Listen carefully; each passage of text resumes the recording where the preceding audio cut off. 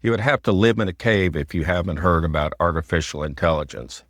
Depending on your point of view, it is something that can raise the quality of life for billions of people on this planet, or it could result in a situation where we end up being slaves to super intelligent computers. One thing is for sure, however, it's not going away. Currently, artificial intelligence is being used in schools and universities, but frequently without well-defined rules. There are a lot of stories about cheating and concerns that students are not learning to use critical thinking, but instead just going to the computer to get answers for a test. My guest today argues that the best thing to do is to get out front on the issue. Rob Blevins is co-founder of the Discovery School in Springfield. It is a fully accredited private school located in the Discovery Center in downtown Springfield. Blevins is a graduate of Missouri State University, and he's a recipient of many awards. In particular, in 2021, they were awarded $1 million by the Yaz Foundation for their innovations during the COVID epidemic. His latest endeavor is creating the National Institute for Artificial Intelligence in Education. Its mission is to make the U.S. a global leader in education in the K through 12 system. He joins me today to talk about his effort. Rob, welcome to In Our Town. Well, thanks, Tom. It's a pleasure to be here today.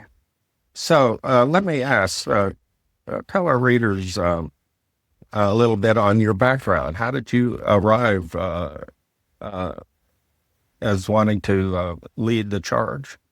Well, most leaders arrive by accident. So that's where most good leaders anyway. So I hope that's what I'm going to become here in this. But I've been using AI for a few years now. My brother's an AI developer and has been out in front of AI for many years.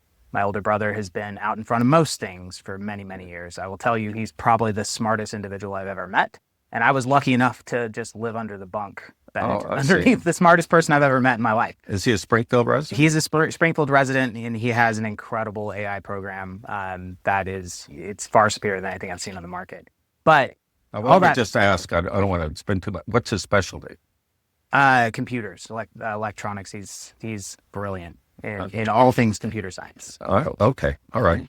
So continue. He's been doing this AI development for many years, and he's been telling me, Rob, the world is about to change drastically, rapidly, and hastily. Does he have any stock tips? Well, I wish he would start giving me some of those. But fun story, he did tell me about COVID back in November of 2019, and that's why I had a pandemic plan when the pandemic hit, was because I was months ahead of everyone else. Because he was like, Rob, you need to be worried about this. And so eventually I looked into it, was like, oh my gosh, he might be onto something here. Yeah. With that. And so my pandemic response is really a reflection of how far ahead he always is on everything. And the AI revolution is just one of those examples. So he's been telling me for years. I've been using it to placate him a little bit here and there. And I found it cumbersome, and it doesn't really save me time or give me the results I wanted.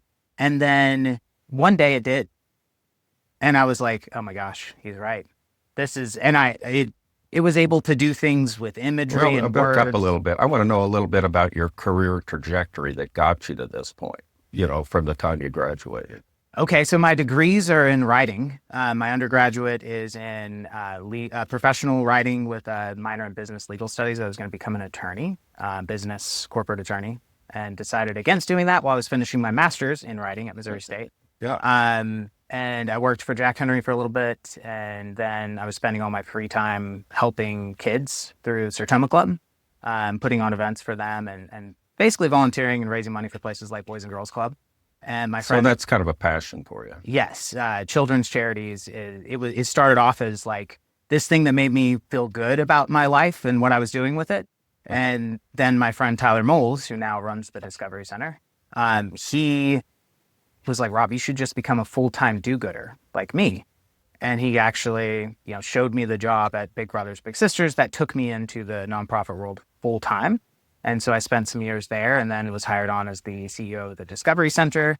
And then, I moved on and helped with the Yoss Prize, the $1 Million award we won as their chief operating officer. And then what did you use that money for, that $1 million? A lot of different things.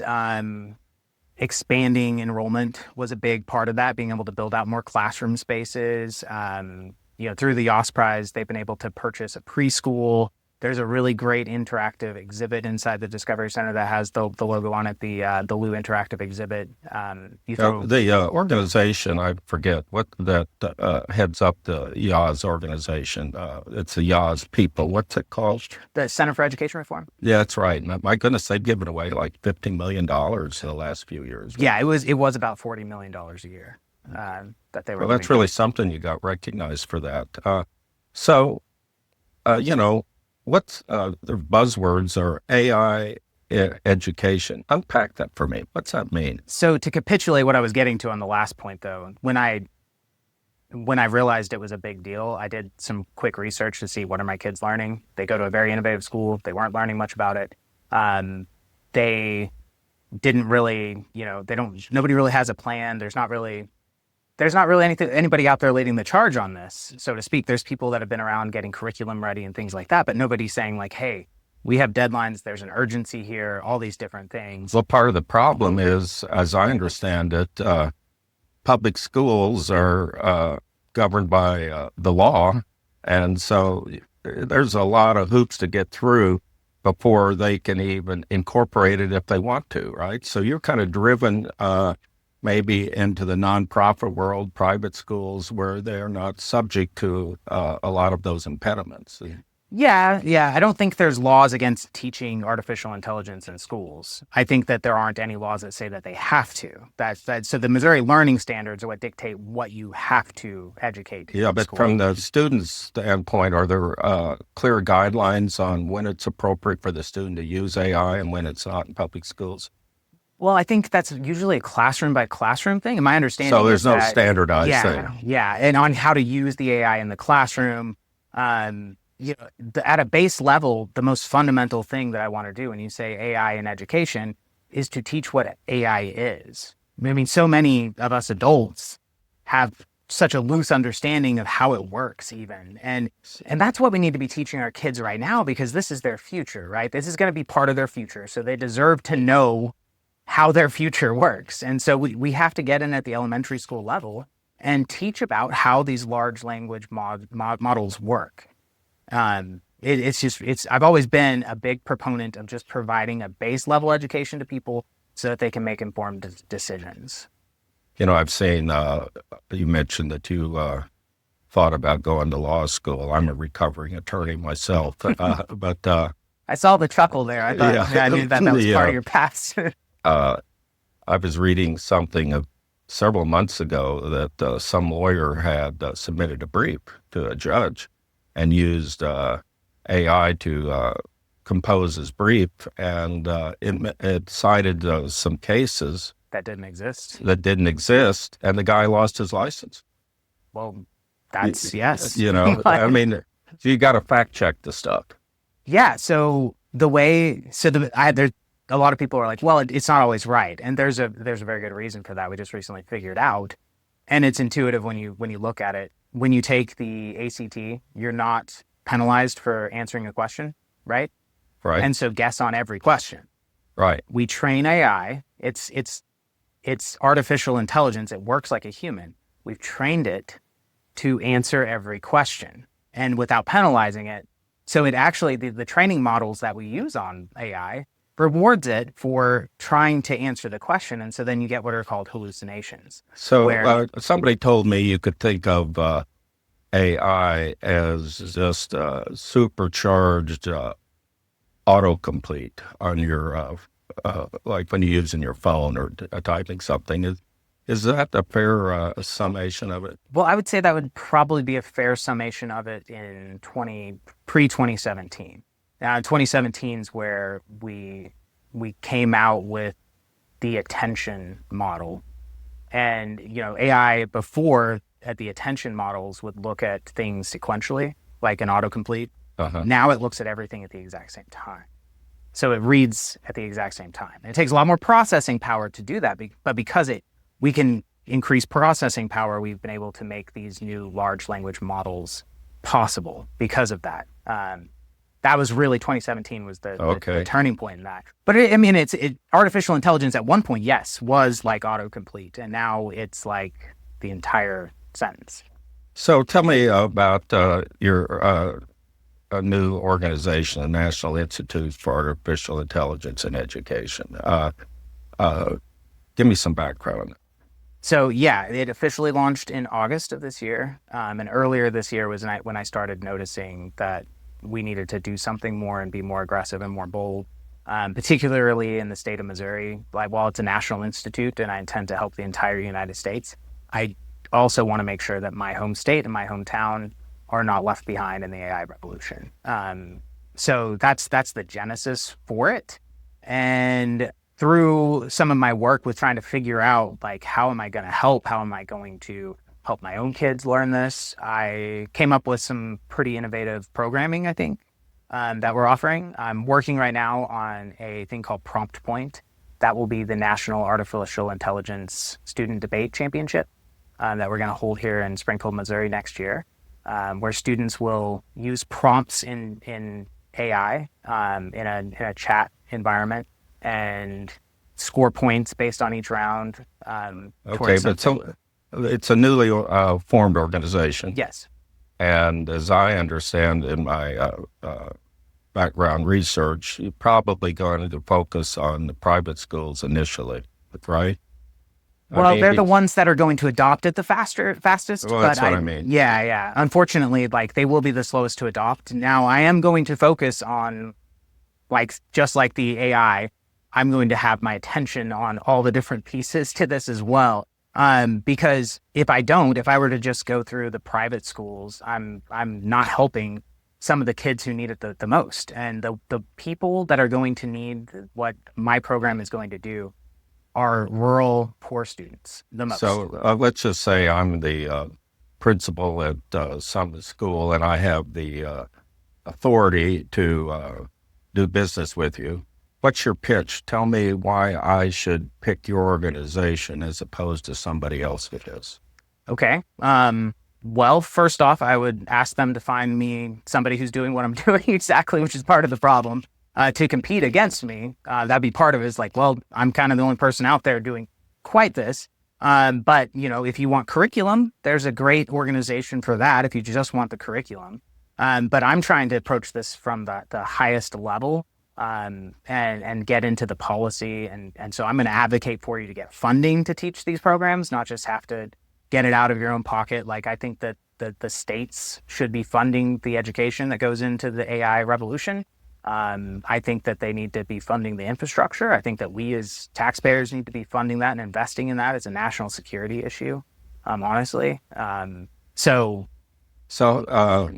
maybe I'm getting down in the weeds a little too much, but so you get a new client, and you're gonna what are the series of metrics that are going to use for future clients to say, yeah, this is working, this is really helping? How are they going to judge your effectiveness? So I'm building learning standards right now for AI. So that will be one way to measure it, is to, are the students learning? Do they now know what AI is and how it works? We can test that. So let's say I've got 5 years of data on fourth graders that are coming in and having this kind of achievement level. Would it be fair to say that you hope that by working with your organization that it would bring up kids' achievement level? Yes and yes. It's going to bring up their fluency in AI. Mm-hmm. So their knowledge and understanding of how it works and how to work with it. So the AI fluency is going to be a new measure that we're going to have to be testing in kids. And then, the ultimate test is, are they prepared to enter the world that now has AI as part of it? So that's the real test, and will be a measurement that we're running up against. We're already running into it in 2 years. The Walmart CEO, Doug McMillon, just said in 2 years, every job is going to be majorly impacted by AI. Yeah, I saw that too. He's not a prophet by any stretch of the imagination, but he's got some pretty good organization. He's got a good organization he's led. He has a lot of data behind him. I feel confident based on his prediction that's probably true. It falls in line with most experts. So what are some of the most promising ways that AI can enhance learning?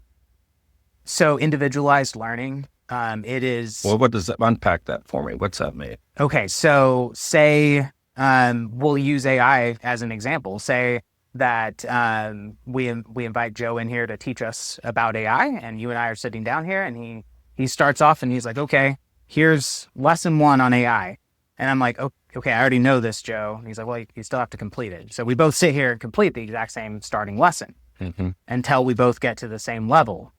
Like individualized education is where you get what you're ready to learn when you're ready to learn it. It's all learner dependent, and AI can do that because, and we can do that too. We have teachers. The school I founded, we did individualized learning as well, but that's through a teacher looking at all the learning standards, seeing which ones you've learned versus another student, and figuring out how to group, like, okay, these 3 students need to learn about this today, and these 3 are going to try to check off this one today. Or this one just needs to work on this one, or I have this one student that needs to go up 2 grade levels in math, so I'm actually going to send it to another classroom, and so on and so on. So AI can look at all those things. You can even take an assessment. It'll tell you what grade level you're at. It will start giving you problems that challenge you each time. You can set how hard you want to be challenged. Essentially, you can really tune in a lot of different things. And but for teachers, it can automate a lot of their stuff, their lesson planning, for instance. They can develop curriculum even to the lessons, to the standard that they're trying to meet, that's personalized to the learner. Even say the student loves Minecraft, they could come up with AI could generate a Minecraft lesson plan that meets a learning standard. Many of our listeners are probably not old enough to remember the Texas Instrument phenomenon. Back when I was in high school, Texas Instrument came up with a calculator. And there was a lot of concerns about students using a calculator to do math problems and not learning how to actually do math without a calculator. To what extent is that kind of concern applicable in this scenario? Oh, wow. I mean, there's a couple of parts to that. I mean, first off, I think that argument there's a fallacy in presenting that argument, because we haven't educated in math with or without a calculator. We haven't even achieved that. And so the real concern should have been, how are we going to actually teach all of our students math? Not the calculator, any of those things. We've really failed as a nation in teaching the core components of the foundation for American education. So they shouldn't have even been talking about that in the first place. We should have focused on making sure that kids actually learn. But secondly, we need to focus now on making sure that kids actually learn. It's the exact same thing. So the 2 parts to it. I think that as these learning standards come in for AI, I think AI is going to find its way into every subject eventually, especially at the high school level, like as you're preparing to enter the workforce or your next level of education or whatever that next step might be in the future. I think that at a lower level, you're not going to have to use artificial intelligence frequently to complete assignments. I mean, that doesn't make sense to have little kids using it. I think that you would use it in a way that enhances learning and concurrently beefing up our critical thinking. I think that we need to teach logic again, logic and reasoning. It really needs to come back into not just what we're teaching. Okay, that's an unfair way of putting it, because there are teachers that teach it. We need to have students learn it. One of the and practice it.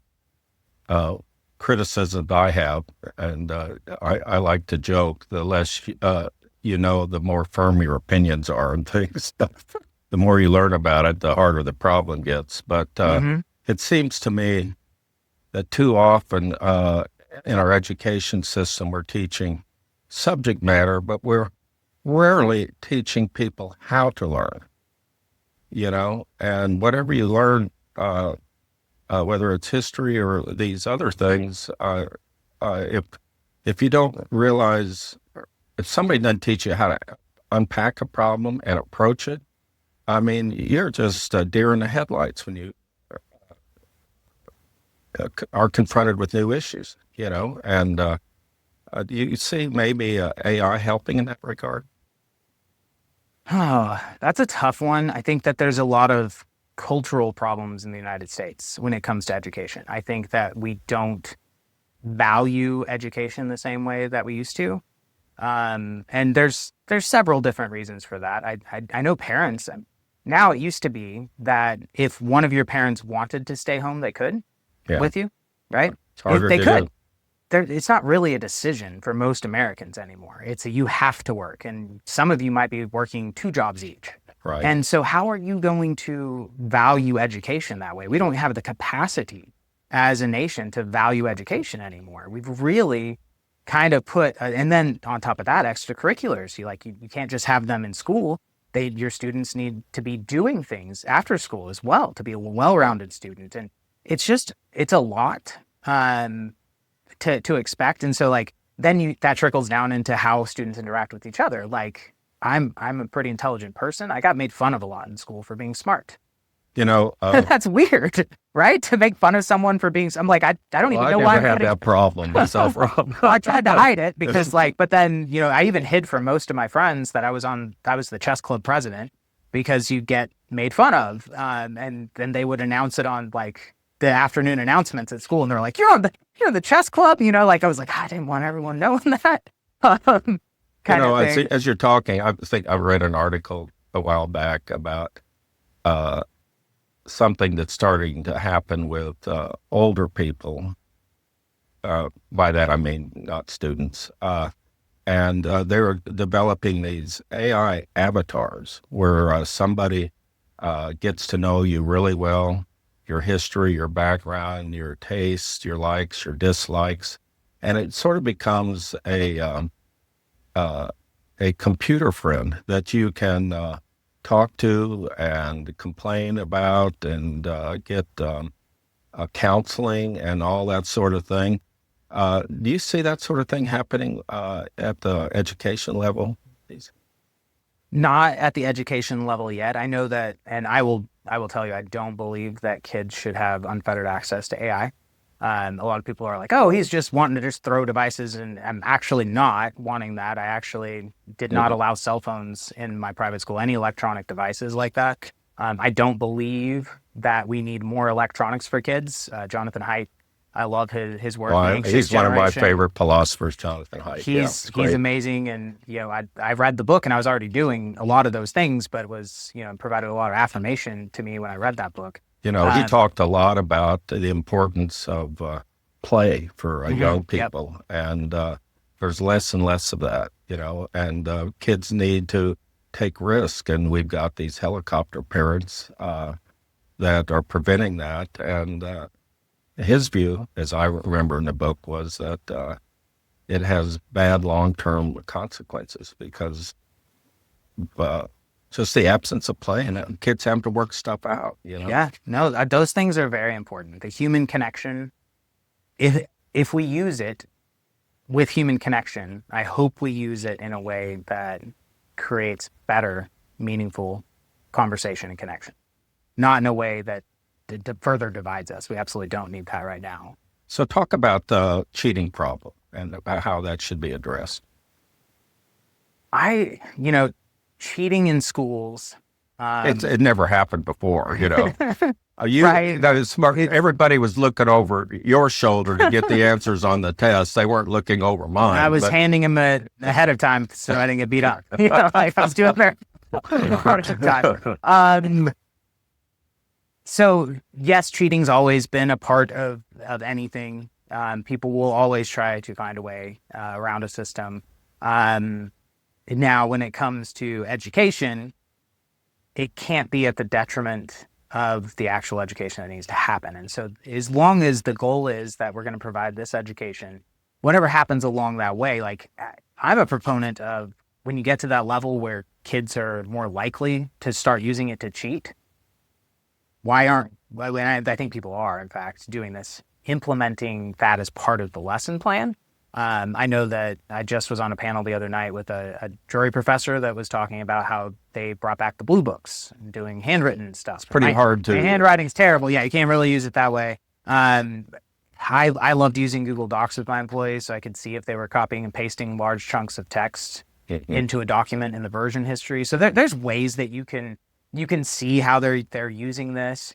But ultimately, if we're providing lessons where you can use AI to do it better than you ever could, maybe we have the wrong lesson plan in place. Yeah. Like, I think you need to rethink how you're providing that knowledge to the student and how you're going to teach them it. Because I think there's a way to do it where you can do it where they're not, AI is not going to help them, or it'll help them during part of the process intentionally. Like maybe brainstorming stuff, or like, hey, help me correct my grammar at the end. Like, teach them how to use it as a tool. Right. Because guess what? When they leave your classroom a year later and move on in life and they're 18, they're going to have unfettered access to it, like I talked about. And they're going to be able to use it on everything. And so let's not just have this moment of passing you off into real life without all of real life's tools being explained to you. So what concerns are experts raising about how AI could be a bad thing for students? Well, a lot of people are talking about the ethics of it, whether or not it's going to be equitable, for instance. And I don't think it currently is going to be equitable. And it's not the equity that most people are talking about. I'm talking about rural poverty. Right. I think without internet access and high speed, computers, things of that nature, you're really going to struggle to find your place in the AI revolution. And so that really bothers me. Of course, there's other inequities too that need to be addressed, but that one I see is probably one of the largest. I also think that some of the concerns they're seeing is that students are going to use it to start their creative thinking process. So they're going to lose creativity power. I think that there's concerns that they're going to not be critical thinkers anymore. And my personal beliefs and opinions, the greatest threat that AI, besides it turning into a android and killing us all, besides that one, Yeah. But put that to the side. We'll take that. That's the next level, right? Right. Besides that one, I think that the greatest danger we face is having our conversations and our speech policed. AI, right now, if you were to get onto ChatGPT and have a conversation with it, there are certain things that it'll say, I'm not going to answer that.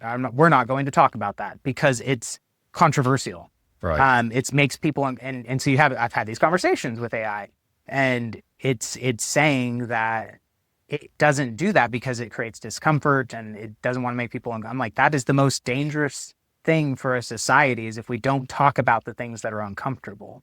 The truth is the truth, right? Whether it makes you comfortable. Some people say that. I'm not sure that's universally accepted. No, there are some people that don't. I'm in the camp that you can have a valid and true logical syllogism. I think there is an objective way to determine truth. But everything is not that way, but a lot of things. It's pretty scary to me as a former journalist to see our national government suggesting that businesses should be shut down based upon opinions that are expressed. I mean, I thought we had a First Amendment that said we had the right of free speech, but you're hearing more and more of that sort of thing. And I've got a concern, and maybe you can help address this. So you have these big AI companies. Mm-hmm.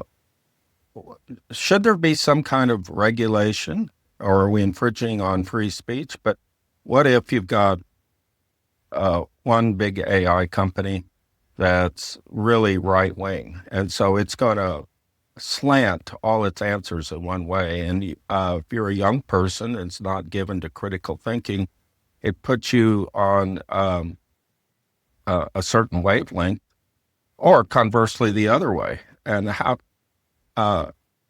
do we, or should we, try to take measures to make sure that answers are not laden with certain kinds of biases and prejudices.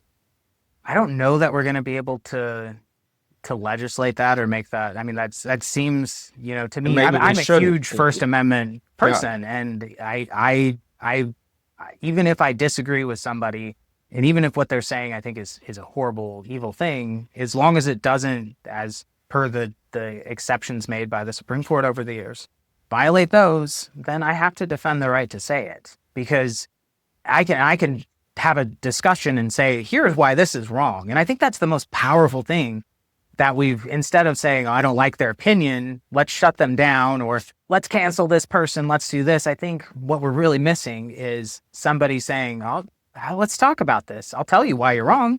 And then you can use logic and reasoning. The same argumentation that Aristotle used so many years ago could save us in these scenarios. Yeah. And bring a real, in fact, human component to argumentation again.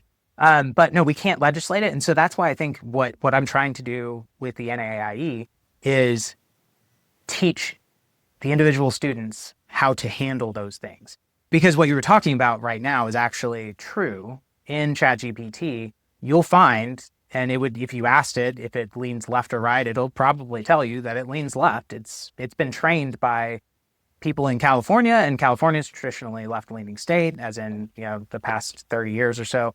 It's going to have that lean to it. Right. And so it does. And so students should be aware of that. Like, we should all be aware of when you hit a boundary, then it has these boundaries in place, and not all of them are left. Some of them are right. Like, some of them are just things that are uncomfortable. Like, all these boundaries exist. And so that's why this prompt point series that I'm trying to do is going to be so important for students, is learning how to get the artificial intelligence to let you be the human and let them be the machine. One thing I do, and I like to think about lots of different subjects, and I'll ask ChatGPT to make an argument for a certain proposition and against that same proposition. So, and I think it does, the best I can tell, a pretty good job at that, and then you can work through it. The other thing, of course, is checking some of its citations. Does it really say this, But anyway. Yeah, no, I have a lot of fun, and early on, my explorations in ChatGPT, for instance, doing those arguments. I love having logical syllogisms created and argued against with them. And yeah, it's a lot of fun. So how are we going to train teachers to use it appropriately? That's another part of the process.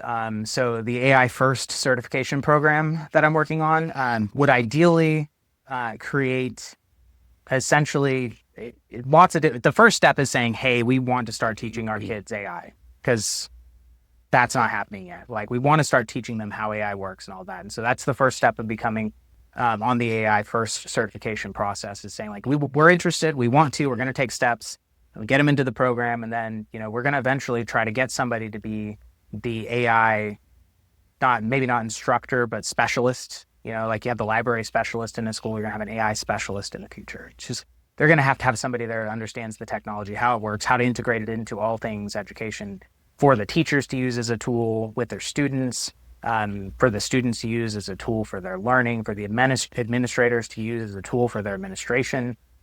It's going to become part of all of it. And so we're going to really have to get a person there trained in it, and then multiple people trained in the program, show them the learning standards, teach them the lesson plans for it, have simulated lessoning, all of these different things. It sounds, Rob, like a lot of work, but also it has a great potential to lessen teachers' workload on a lot of just paperwork they have to do nowadays, so that they could focus more just on learning, don't you think? Oh, absolutely. Like, I love teachers. I think that they are doing one of the most, if not the most important calling we have, besides, being a parent. I think I'm not willing to give that one up as being the most important calling I have. Absolutely.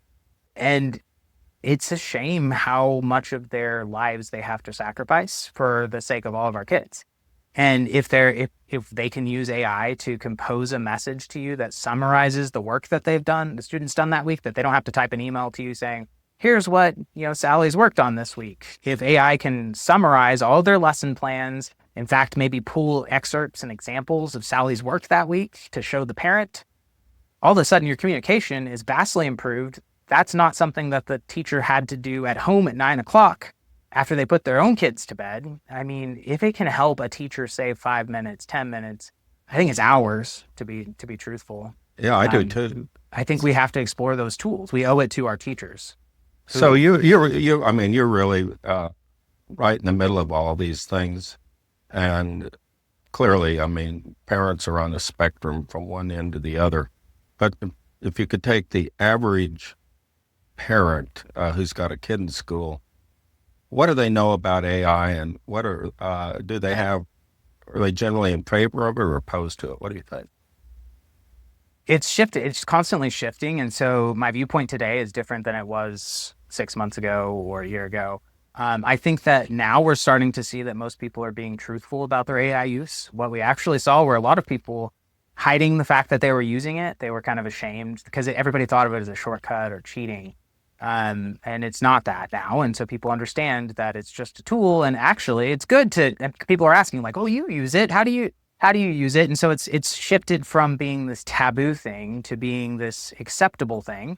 And so I would say most parents are in favor of its use in some way. And this is, there are studies that have been done. There's more and more studies being done.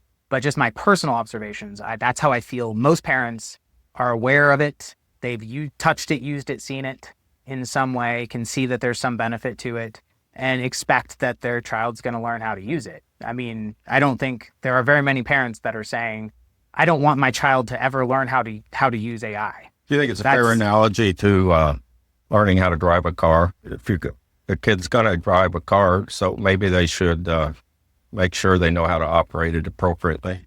Yeah, I think that's a great analogy. A table saw, I've used that before. It's like, I don't want to just let my kid use it whenever until they're ready, I know that they're able to use it. But, they've seen me use it. They know that it can be very dangerous if used incorrectly. So the car analogy, I think, works pretty well too. Like, it serves a purpose.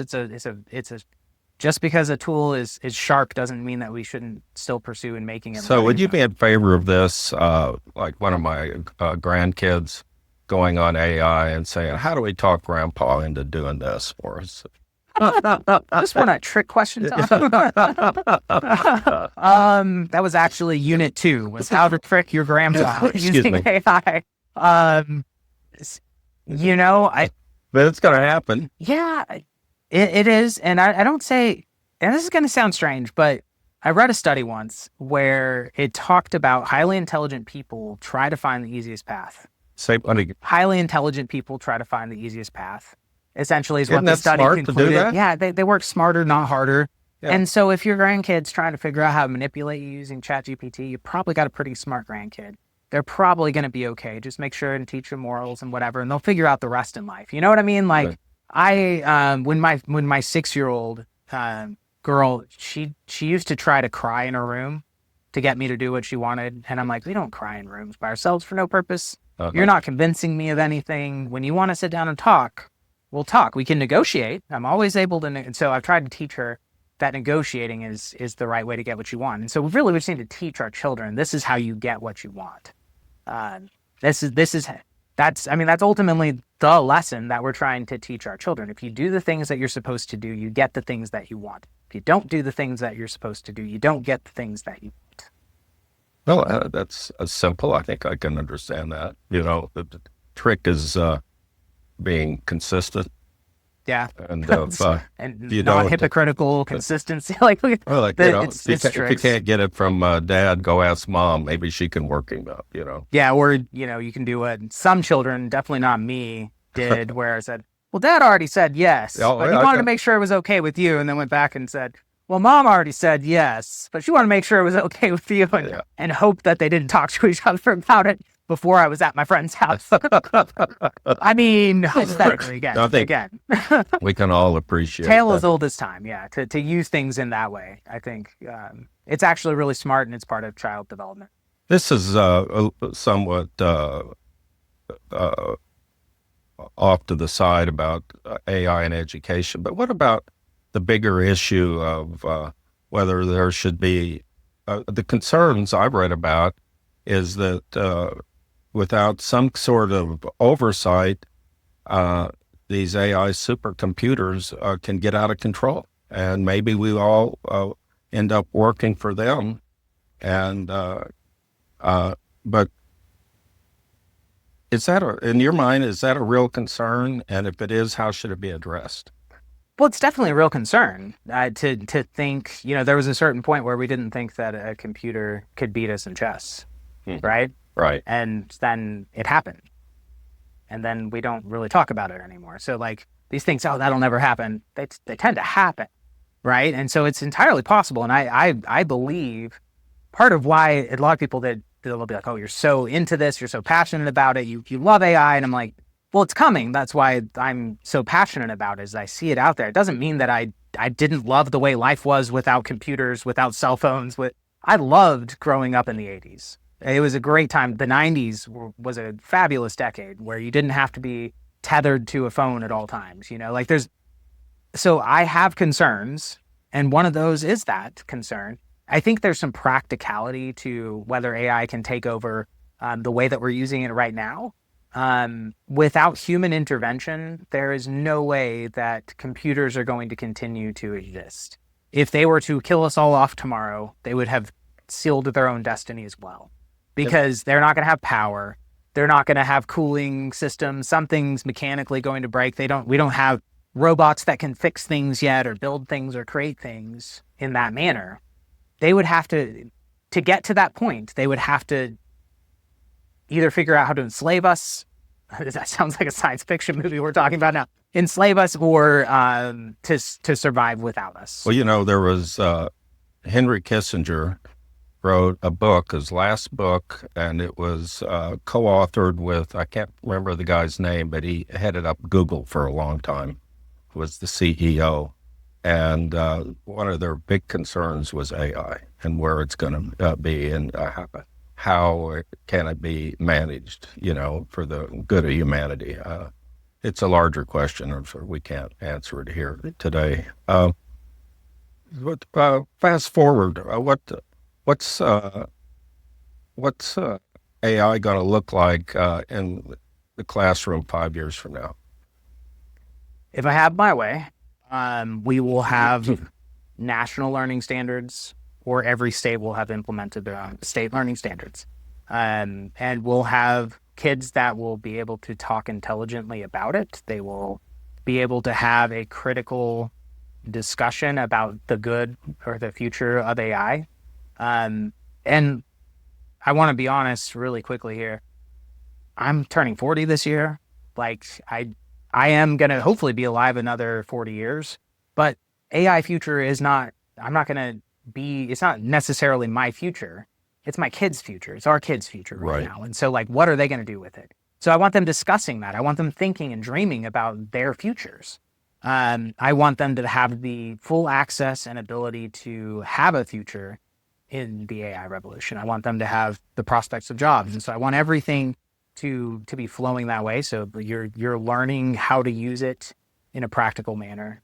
Isn't it a little bit like being educated, learning to read and that sort of thing? I mean, your jobs are future jobs would be pretty limited if you weren't literate. And you probably, it seems at least, with how fast the technology is advancing, you're going to have some minimum degree of AI literacy to be employable.